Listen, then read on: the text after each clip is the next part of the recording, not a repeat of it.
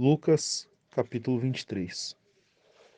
Então toda a assembleia levantou-se e o levou a Pilatos, e começaram a acusá-lo, dizendo: Encontramos esse homem subvertendo a nossa nação. Ele proíbe o pagamento de imposto a César e se declara ele próprio, o Cristo, um rei. Pilatos pergunta a Jesus: Você é o rei dos judeus? Tu o dizes, respondeu Jesus.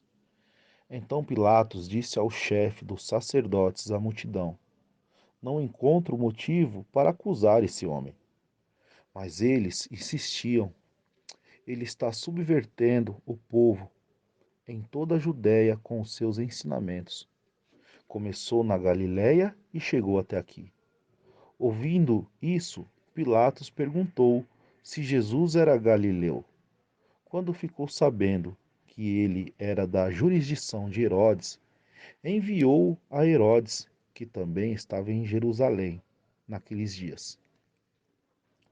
Quando Herodes viu Jesus, ficou muito alegre, porque havia muito tempo que queria vê-lo.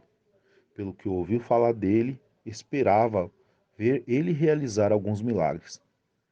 Interrogou com muitas perguntas, mas Jesus não lhe deu resposta. Os chefes dos sacerdotes e os mestres da lei estavam ali, acusando-o com veemência. Então Herodes e os seus soldados ridicularizaram e zombaram dele, vestindo-o com um manto esplêndido, mandaram-no de volta a Pilatos.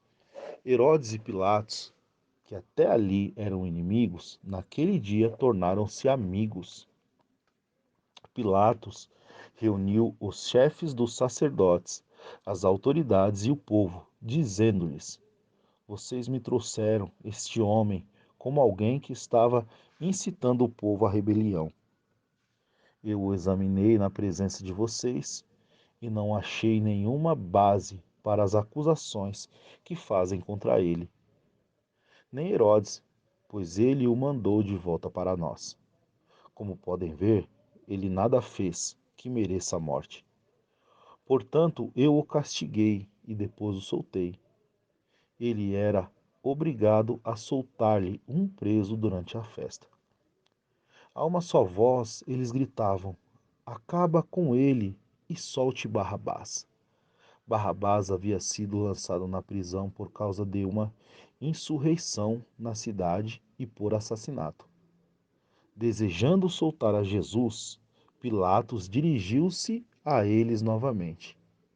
Mas eles continuaram gritando: Crucifica-o! Crucifica-o!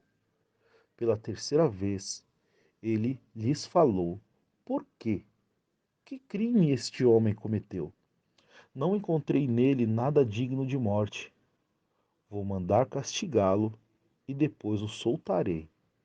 Eles, porém, pediam insistentemente, com fortes gritos, que ele fosse crucificado. E a gritaria prevaleceu. Então Pilatos decidiu fazer a vontade deles. Libertou o homem que havia sido lançado na prisão por insurreição e assassinato, aquele que eles haviam pedido, e entregou Jesus à vontade deles. A crucificação. Enquanto o levaram, agarraram Simão de Cirene, que estava chegando do campo, e lhes colocaram a cruz às costas, e fazendo-o carregá-la atrás de Jesus. Um grande número de pessoas o seguia, inclusive mulheres, que lamentavam e choravam por ele. Jesus voltou-se e lhes disse: Filhas de Jerusalém, não chore por mim. Chorem por vocês mesmas e por seus filhos, pois chegará a hora em que vocês dirão: Felizes as estéreis, os ventres que nunca geraram, os seios que nunca amamentaram. Então dirão as montanhas: Caiam sobre nós, e as colinas: Cubra-nos. Pois se fazem isto com a árvore verde, o que acontecerá quando ela estiver seca? Dois outros homens, ambos criminosos, também foram levados com ele para serem executados. Quando chegaram ao lugar chamado Caveira, ali o crucificaram com os criminosos, um à sua direita e o outro à sua esquerda. Jesus disse: Pai, perdoa-lhes, pois não sabem o que estão fazendo. Então eles dividiram as roupas dele, tirando sorte.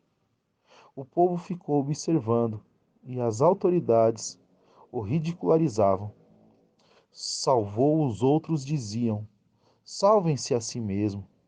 Se ao Cristo de Deus, o escolhido, os soldados, aproximando-se, também zombaram dele, oferecendo-lhe vinagre.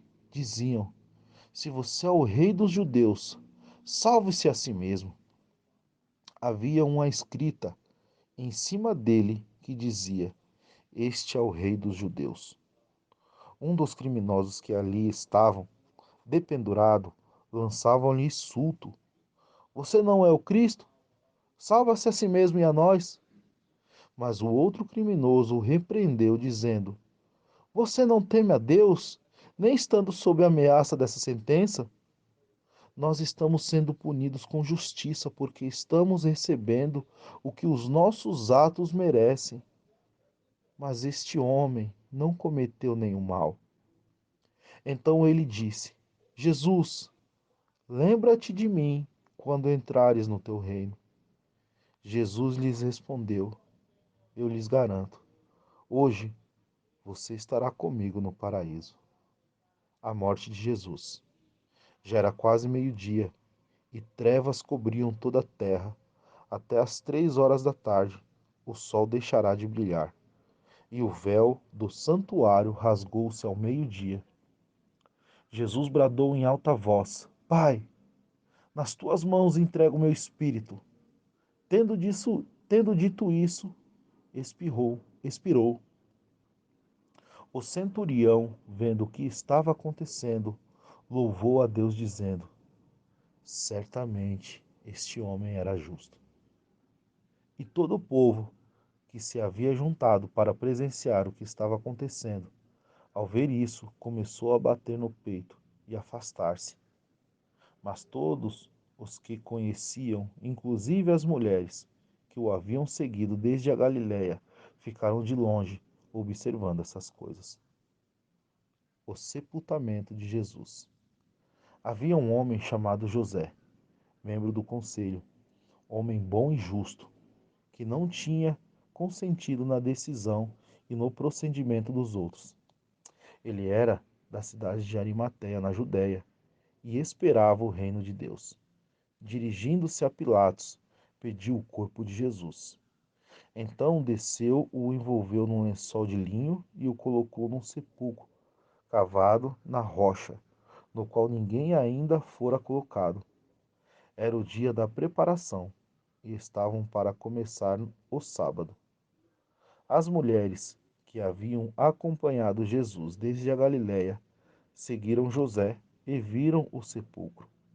E como o corpo de Jesus fora colocado nele, em seguida foram para casa e prepararam perfumes e especiarias aromáticas e descansaram no sábado, em obediência ao mandamento.